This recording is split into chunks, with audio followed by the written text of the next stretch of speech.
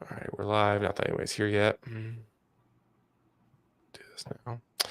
Good morning, everybody. Good morning. Happy Monday. For those of you watching, say, hey, I don't think I haven't even. Let me check to make sure I even got the live on my email yet. No, I have not. I don't want to start like running my mouth and then it's like surprise. Never worked. Which has happened multiple times. StreamYard is a little glitchy this morning. All right, I got my email notification on YouTube that we're live. I'm waiting on LinkedIn. So I talked to an engineer from LinkedIn the other day. I was like, "Are you guys ever gonna like fix your live stuff?" He was like, "No." He was like, basically, like there's like a few of y'all that do it and are really passionate about it, and he goes, "The rest of people aren't," and so we're not iterating. I said, "Great, sounds good." Are you gonna start leaning into like the LinkedIn video stuff? Yeah, so I have a content team around me, and so we move pretty quickly and cover all of our bases. So yeah, we'll jump all over the short form on Nice. on LinkedIn. So hold on, I still haven't gotten the notification on LinkedIn yet. All right, it says we're live. For those of you tuned in, just say hey. StreamYard's being a little buggy this morning, and so all right, it says we're live, but anyways, all right. For those of you, welcome. Happy Monday. It's good to see y'all. Say hey. We'd love to hear from you. I'm excited to hang out with Alex. So I had a chance to hang out with Alex at South by.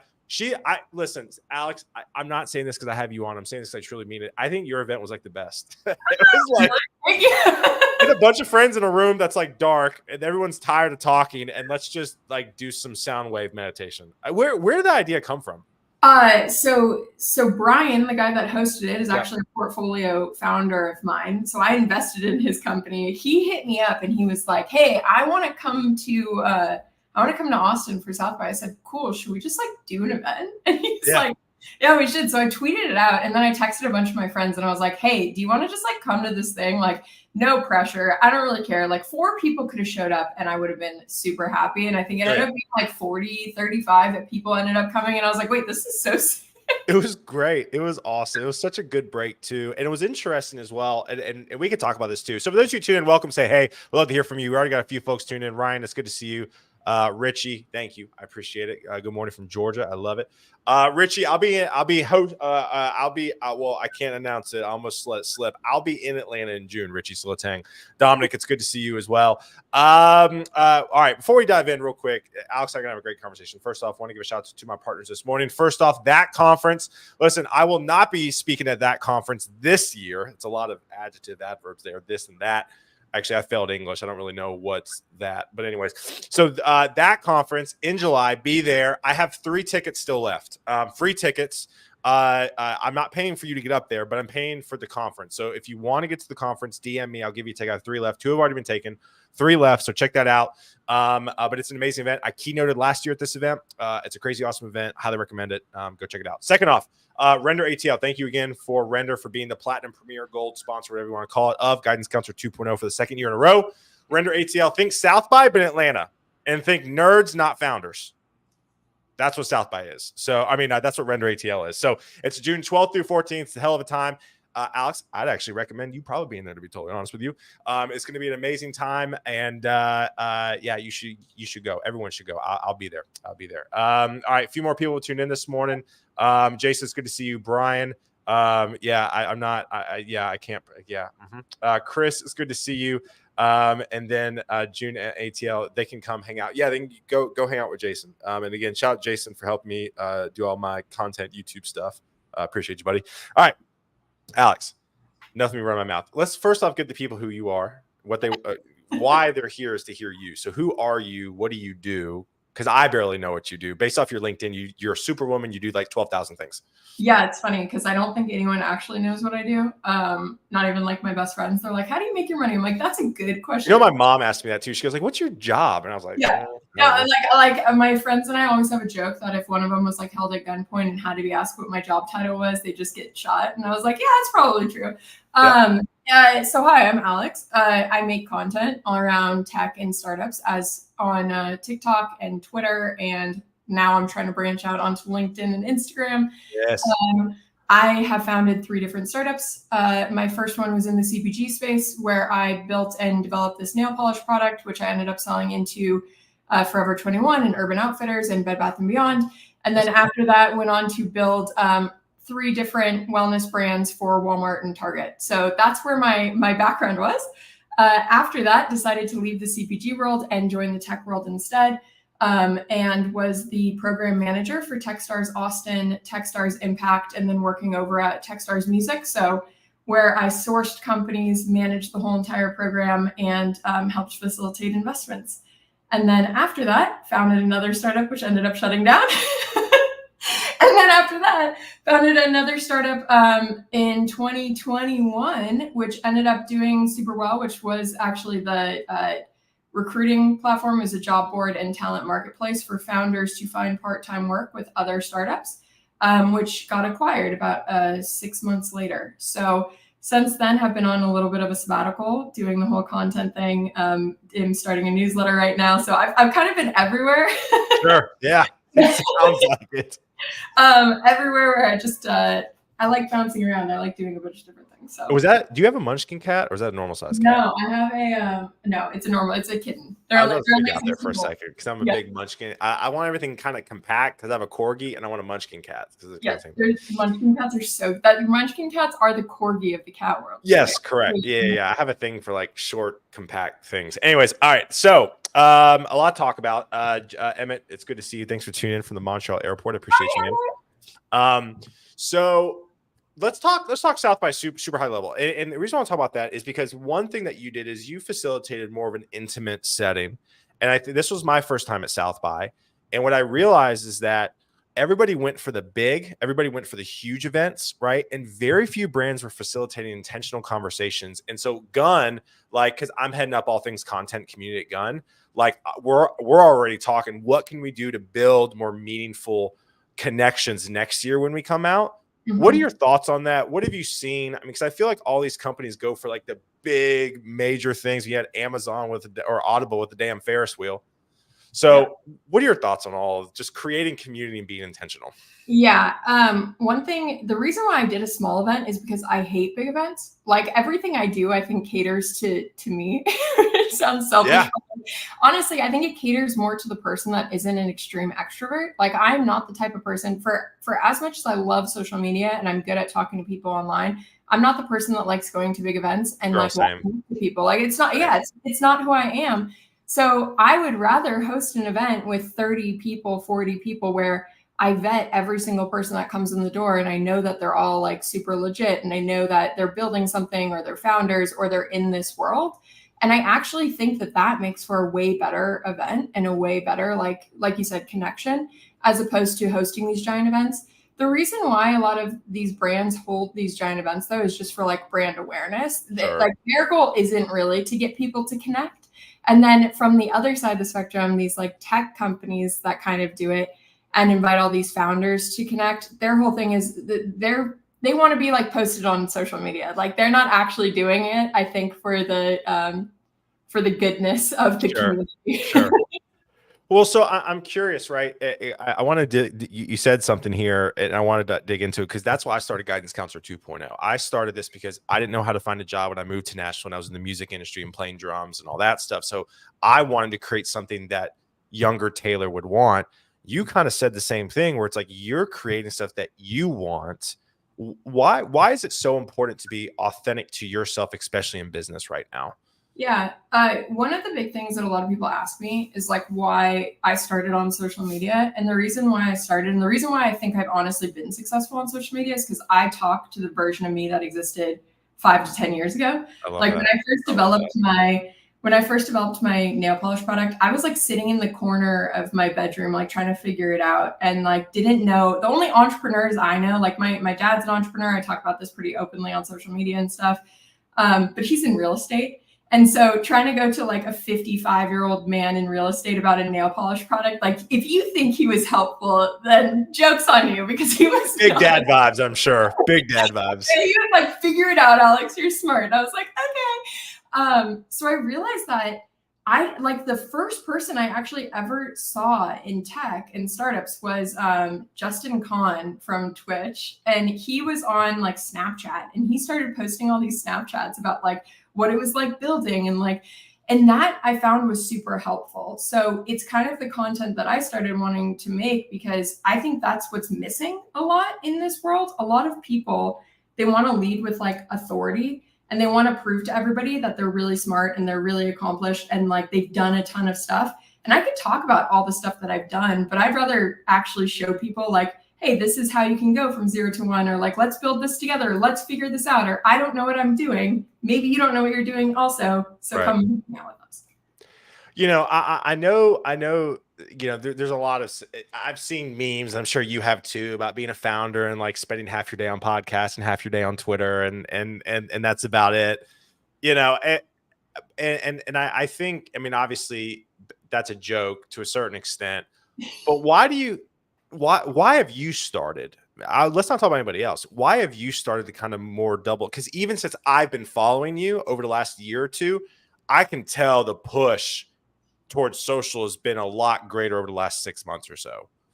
Yeah, biggest reason is because I think that it's way easier to build anything and to sell anything if you have a social platform. If I'm being like completely honest, one of the big reasons why now I'm starting a newsletter is because it's a lot easier to, like, if you own your audience, right? Right now, all my audience is borrowed. My audience lives on Twitter and it lives on TikTok, and TikTok might disappear tomorrow, and I don't own anyone's email. And so I might have to start completely over. Yeah.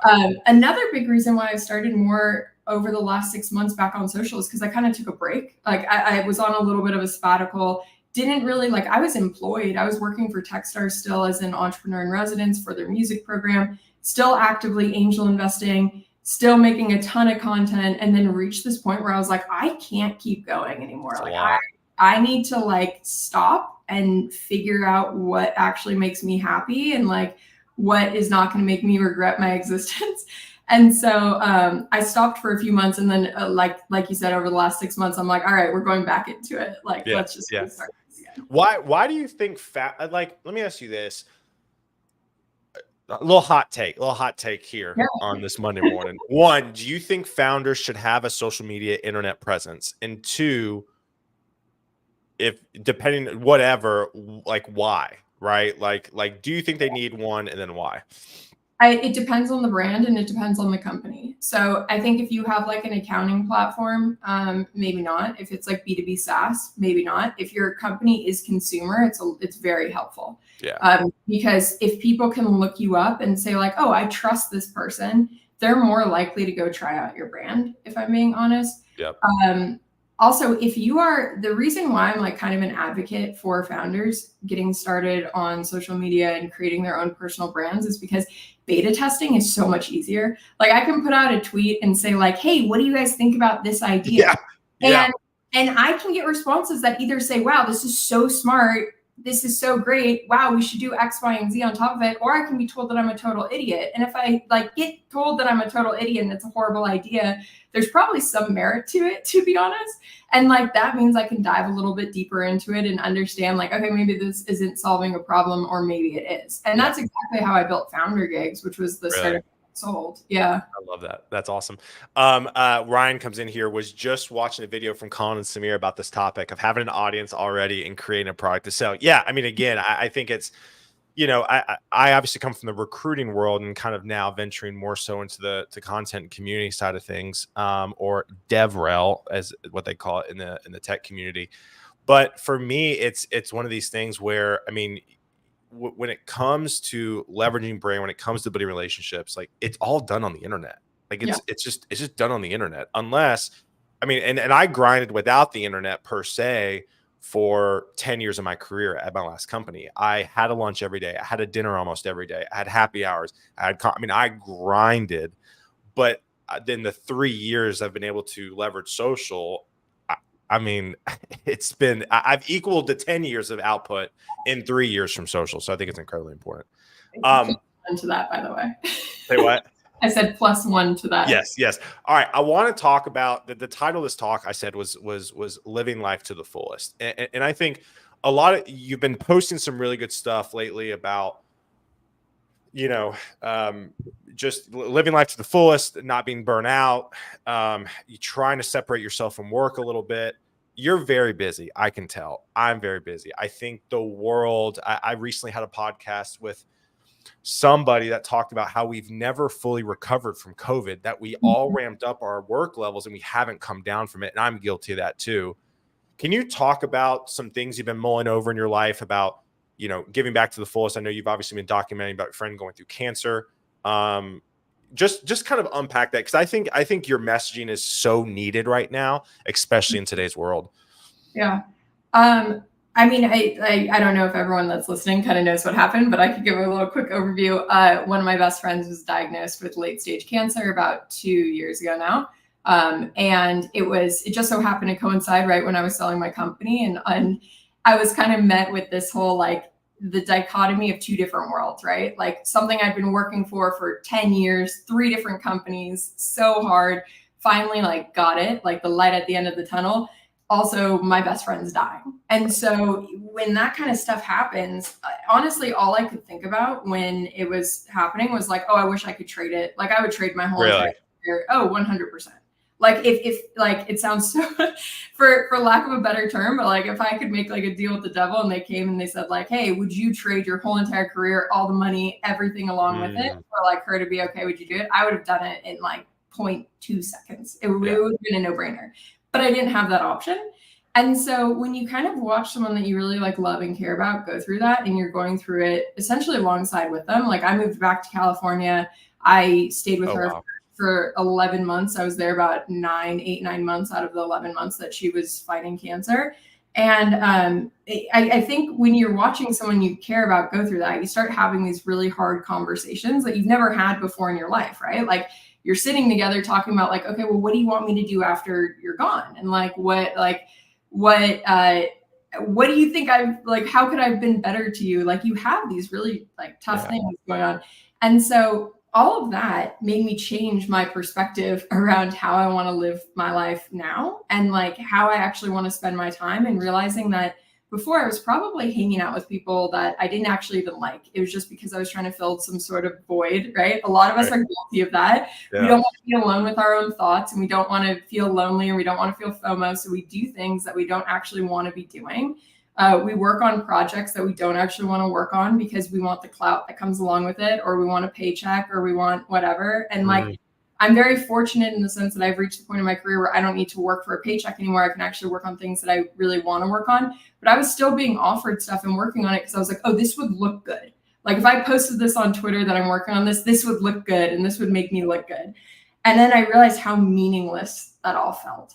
And so now kind of going through this whole like, just realizing that it's just not worth it to be working on things and doing things that you don't want to do, in all honesty, just because most of it's just a vanity metric anyway. So I think, you know, I've been having this conversation a lot, and I mean, in full transparency, and I've been very open about this too, and that's why I'm drawn to you, because I can tell you're very open, and I just feel like that's the way to be. Is that, I mean, I'm making 40-50% less than what I was making before kind of the downturn, whatever you want to call what we're in right now, right? And it's like I've had a lot of conversations with my wife about this. It's like, what does success look like, right? I mean, you could argue that some people would say I was successful and now I'm not successful. Some people see on my social media like, Taylor, you're killing it, right? Little do they know we're cutting back on everything right now, right? And so I'm curious, what have just been kind of some themes or just some learnings that you've really kind of taken to heart during this time? Yeah.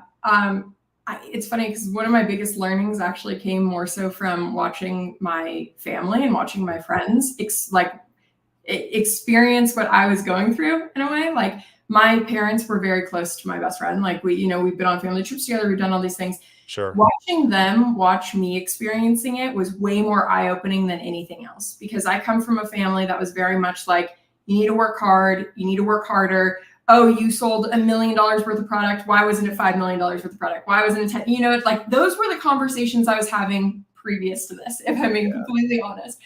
And then it became, Alex, maybe like you've done enough. Maybe it's time to take a step back. And I was like, okay. Were yeah, those words said to you? yeah, How did yeah. that make you feel? It I would was, probably cry, to be totally honest. did, no, it literally made me cry because I was like, wait, what do you mean? And they're like, you've done enough. Like you've gotten to the point where like you've done enough where you can afford to take 6 months off. And like, if you want to do that, we'll also support you. Like we'll support you emotionally if you choose to do that.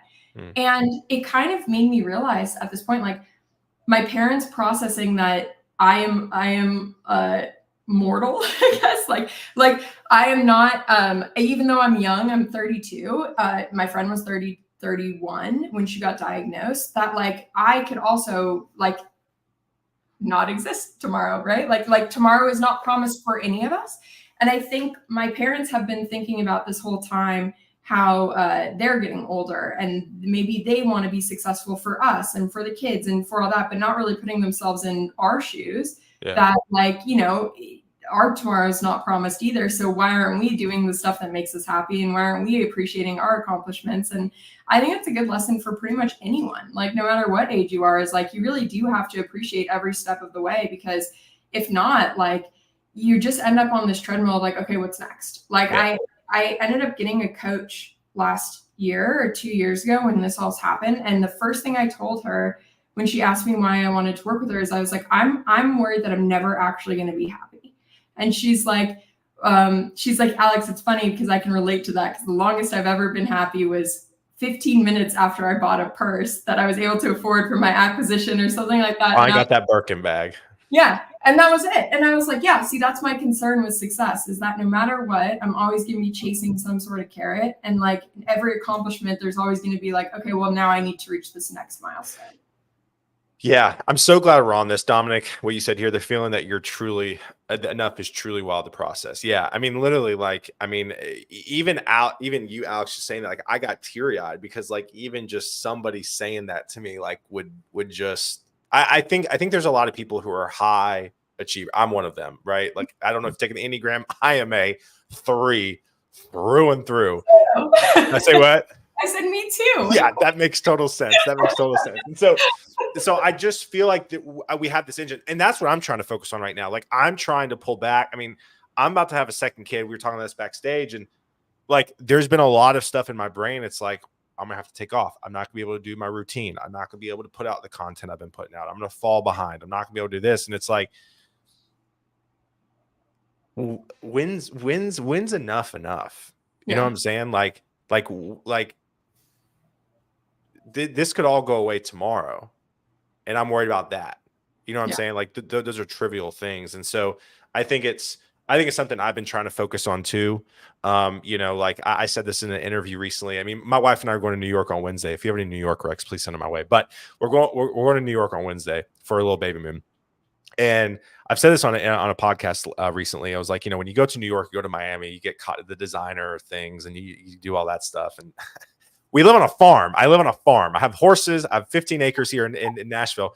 And literally, we come back with designer shit. I'm like, why the fuck do we even buy this?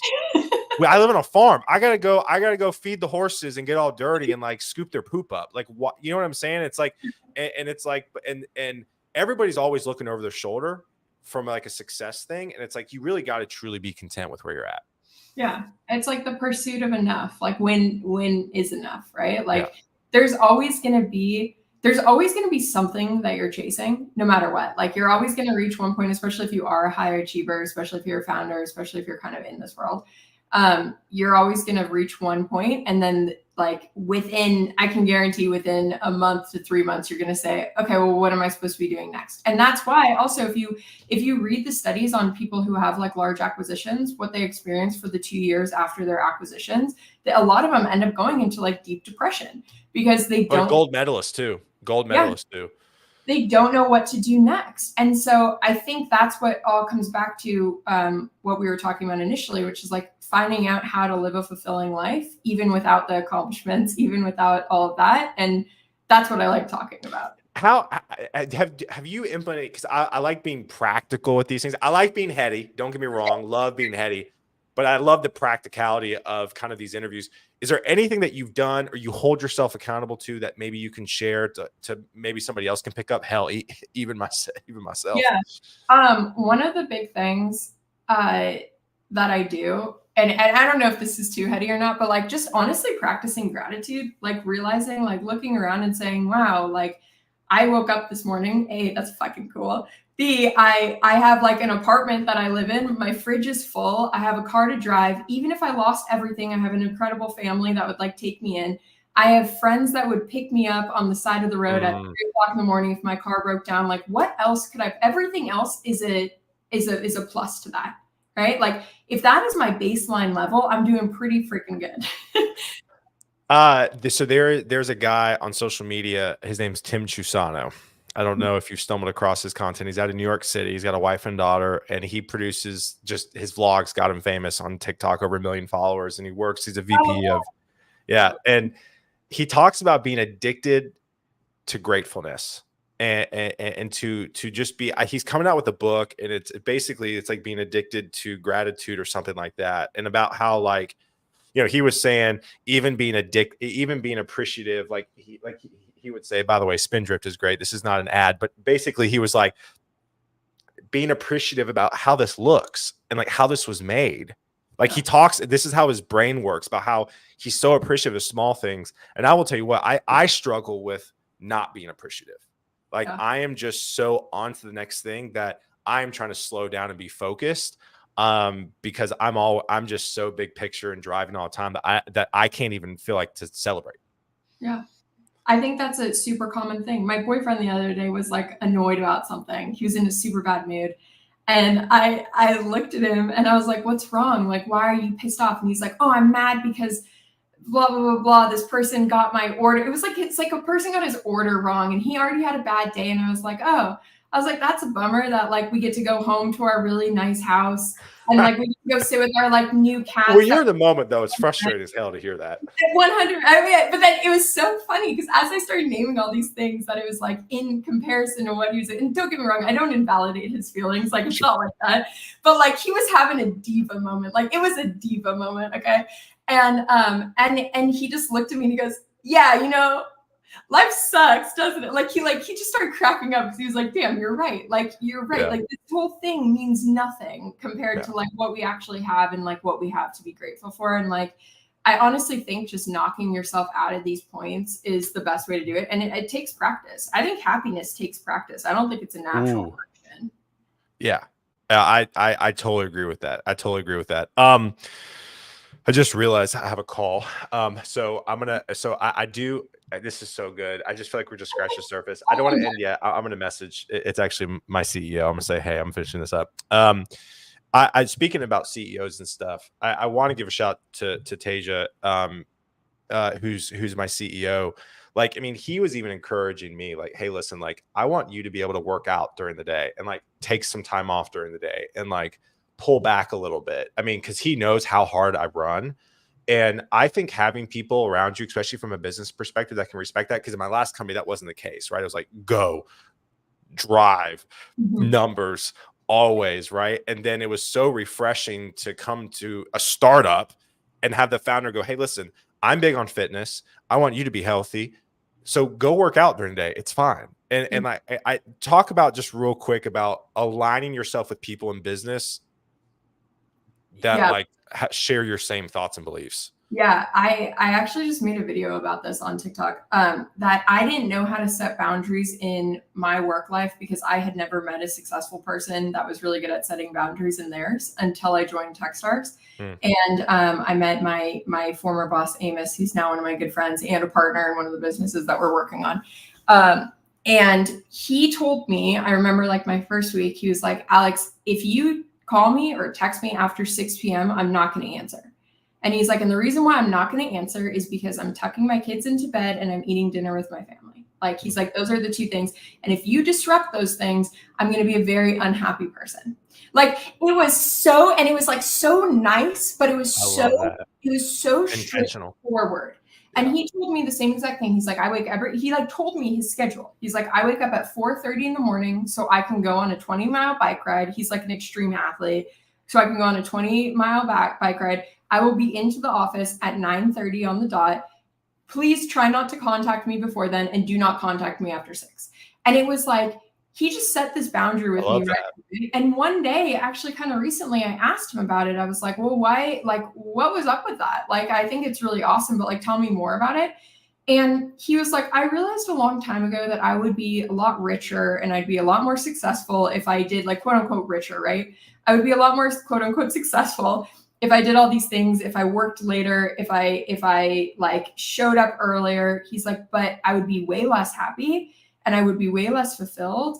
And it's not the life that I want to live, because my kids are only young once. Like, why wouldn't I want to be there? Like, they're not going to want to tuck me into bed in 5 years. And now his kids are both teenagers. So he's like, yeah, I mean, look at them now. Like, I can't tuck them into bed now, but I got those years to do it.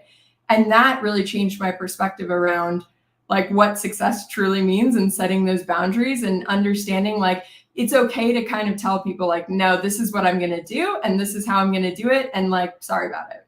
Yeah, I love that. I love that. All right. So I could talk to you for hours. So we need a part 2, maybe in the next month or so. I do want to do rapid fire questions real quick. I do this with every guest. But before we do, any last final words from you? Any words of encouragement? Just anything? Follow me on Twitter. There you go. What is it? What's your Hey, Alex Friedman. Okay. I'm also on TikTok and Instagram, mostly on Twitter. And yeah, feel free to ask me questions on there. I'm always like down to chat with pretty much anyone and like love talking about this stuff. Besides that, just, yeah, I don't know. Practice gratitude. I love it. Practice gratitude. I love that. All right. First thing, what do you like to do for fun outside of work? Hang out with my friends and my cats. I love it. I love it. Where is your favorite place as of late to eat in Austin? Oh, Commodore. Okay. Love it. Any content recommendations? Anything that you've watched, read lately that you're pretty stoked about? I love Maggie Sellers. She's incredible on TikTok. Okay. She's in the VC world as well. I also like Kevin Espiritu's channel on gardening. That's kind of opened my eyes to a whole different world of gardening. And you gotta talk to my wife. You gotta talk. Yeah. We just grew a carrot. She's super pumped after 3 years. It's big. It's a big carrot. So nice. Love it. Last question. The show is called Guidance Counselor 2.0 because we had guidance counselors in middle school, high school, and college, but now as adults, we don't really have anybody to turn to ask for career advice. What would be your biggest piece of career advice to young Alex? Oh, fail. Like, it's okay to fail. Like, fail as many times as you can to desensitize yourself to it as quickly as possible, because it'll make everything in your life easier. Rejection and failure. Yeah, I love that. I love that. Well, y'all, thank you again.